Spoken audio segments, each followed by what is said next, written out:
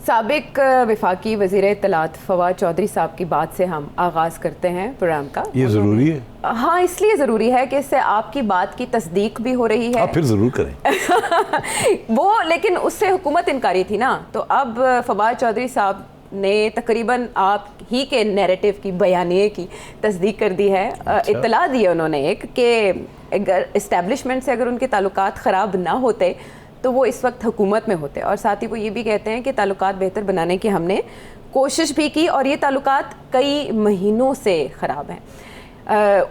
उतने ही महीनों से जितने महीनों से आपने कहना शुरू किया था कि हुकूमत जा रही है, इमरान खान साहब जा रहे हैं। सेठी साहब जी हाँ, मेरा ख्याल है वो महीनों की बात कर रहे हैं, तो आपको याद होगा कि सितंबर अक्टूबर में जबकि DGI साहब का मसला चल रहा था, तो मैंने उस वक्त कहना शुरू कर दिया था कि इसके साथ अब तल्लुकात ख़राब होंगे, क्योंकि ये बराह रास्त फ़ौज के अंदरूनी मामलात में मदाखलत कर रहे हैं और इसके पीछे उनकी एक सोच है और उस सोच की वजह से ये फिर प्रॉब्लम्स बनने शुरू हो गए।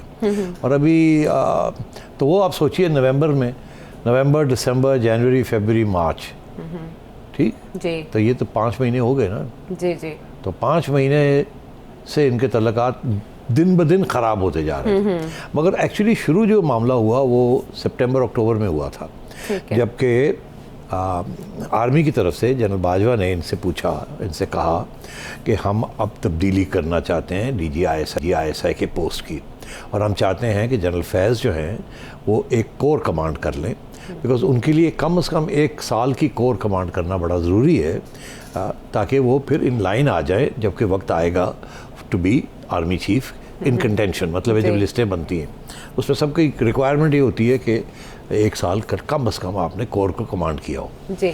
अच्छा, और तो खान साहब ने उस वक़्त उनको कहा था मुझे 1 महीना और दे दें, ये अगस्त की बात है। तो उसके बाद फिर जब ये गए तो जी वो अगस्त हो गया, अब करना है हमने अपने इंटरनल भी हमने चेंजेस करनी है, शंटिंग्स करनी है, किसी को इधर भेजना है, किसी को उधर भेजना है, वो वक्त आ रहा है हमारा, हमने 4-5 जर्नलों को इधर उधर करना है, उनकी टाइम पूरा हो गया, अब ये हमारी एक इंटरनल चीज़ है।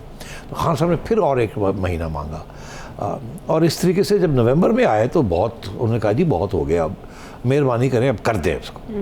तो और बड़ी बेचैनी है हमारे GHQ के अंदर, ये क्यों ऐसे हो रहा है। तो अब खान साहब ने उस वक्त फिर इनसे कहा आर्मी चीफ से कि ठीक है कर दें आप, नहीं कलामी बात हो गई। अच्छा। आर्मी चीफ ने कहा ये कल अगर आज कह दिया है तो कल नोटिफिकेशन हो जाएगा। और आर्मी चीफ आ गए घर आके उन्होंने अपने इंटरनल ऑर्डर्स पास कर दिए GHQ के कोर कमांडर पिंडी कराची जो है अंजुम साहब, वो आएंगे यहाँ, और उनको कहा पैक अप योर बैग्स और आप उतर जाएं और आ जाएं। और उन्होंने कहा ठीक है, उन्होंने अपने वहाँ फेयरवेल शुरू कर दी।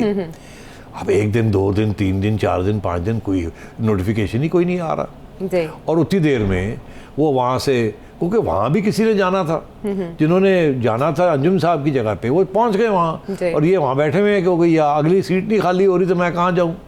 तो फिर वो जब क्योंकि पहुँच गए थे दूसरे साहब, तो इनको फिर उठ के आना पड़ा, ये आ गए और यहाँ सीट खाली नहीं थी। तो फिर ये इशू बन गया कि खान साहब के पास फिर लोग गए, और यार ये क्या कर रहे हैं आप, वो बंदा हमारी बड़ी बेइज्जती हो रही है, आई एम आर्मी चीफ, मैंने ये सब कुछ कर दिया है और अभी तक ये, तो इस चीज़ के ऊपर काफ़ी टेंशन हुई।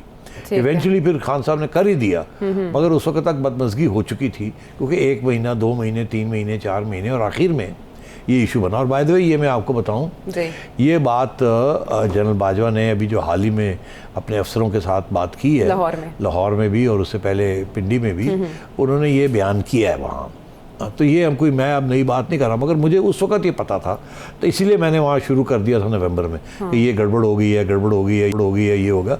आप याद नहीं है आपको, मैंने अक्टूबर में ये कहा था कि 20 नवंबर जो है वो आखिरी दिन है, उस वक्त तक ये करनी पड़ेगी जी, ये उसके बाद आगे नहीं बात चल सकती, बिकॉज मुझे पता था बात क्या हो रही है वहाँ। तो इसलिए उसके बाद फिर आपने देखा किस तरीके के साथ तल्लुकात ख़राब होने शुरू हुए। अब सवाल ये है कि क्यों चाहते थे, सवाल तो ये है इमरान खान साहब क्यों चाहते थे, और यही सवाल फवाद चौधरी साहब को पूछा गया कि इसमें कोई और भी कोई वजह थी वो उन्हें आर्मी चीफ बनवाना चाहते थे, तो उन्होंने इनकार किया फवाद चौधरी, वो कहते नहीं है ऐसा अच्छा, मैं आपको बताऊं इसके पीछे फ़लसफ़ा क्या था, वो बड़ा ज़रूरी है, बिकॉज इसके साथ और भी बहुत से सवालों के जवाब मिलते हैं। जनरल फैज़ जब DGI से पहले वो DGC थे, मतलब है कि एक कदम पीछे थे और उस वक़्त से इनका बराह रास्त एक सतून के तौर पे उन्होंने पीटीआई की मदद की थी। ठीक, इसमें अब कोई छुपी हुई बात नहीं है, इस्टेब्लिश हो चुका है। उसके बाद एक नए DGISI आए, आसिम मुनीर साहब। जी जी, वो 8 महीने रहे और वो उन्होंने खान साहब के साथ, खान साहब ने उनको नहीं रहने दिया। अब मैं कोई ज़्यादा बात करूंगा तो काट देंगे इस प्रोग्राम में से, तो इसलिए इतनी बात। अलीम खान साहब की एक ऑडियो मुबैना तौर पे चल रही है, उसमें उन्होंने इस तरफ इशारा किया हुआ है। तो वो अब तो फिर उनको 8 महीने के बाद कहा जी सॉरी, वो फिर चले गए गुजरांवाला इसको कमांडर। और फिर जनरल फैज़ को प्रमोट किया और ये भी इमरान खान साहब के कहने के ऊपर उनको DGISI बनाया। तब मान ली गई बात और बाद में नहीं मानी गई।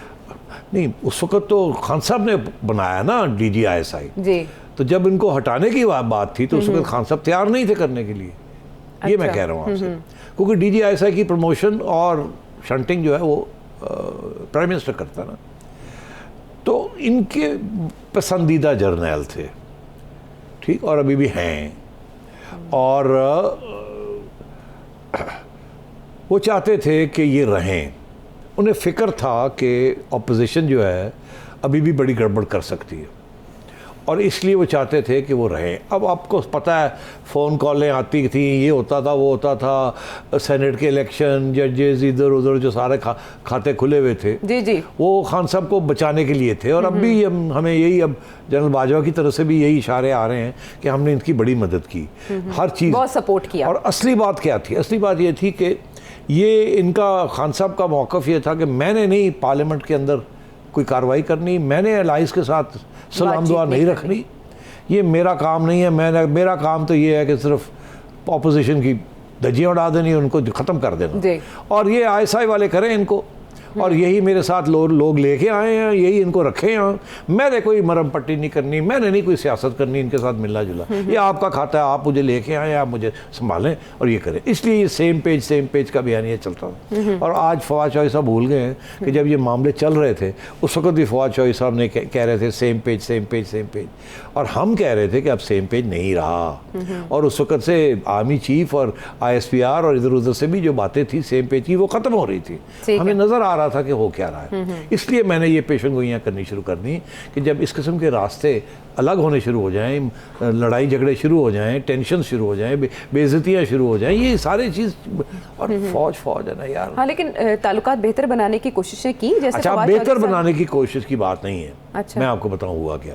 इन्होंने फिर ये जो कहते हैं ना हमने बेहतर बनाने की कोशिश की, ये जाते रहे आर्मी चीफ के पास कि जी देखिए नहीं जी ऐसे कर दें, हम सॉरी, ये हो गया वो हो गया वो हो गया। वो हर दफ़ा वो कहते थे अच्छा चलो नो प्रॉब्लम, आगे चले।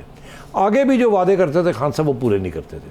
तो हर चौथे दिन 10वें दिन कभी परवेज़ खटक साहब और फवाद चौधरी साहब और असद उमर साहब और शाह महमूद कुरैशी साहब और शिबली फराज साहब, ये 5-6 लोग थे जो कि आना जाना कभी DG कभी GSQ जा रहे हैं, कभी उनके घर जा रहे हैं।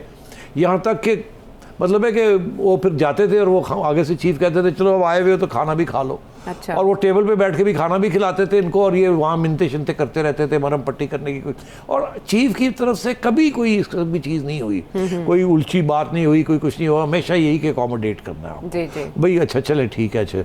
मगर हर दफ़ा जाके ये मुकर जाते थे।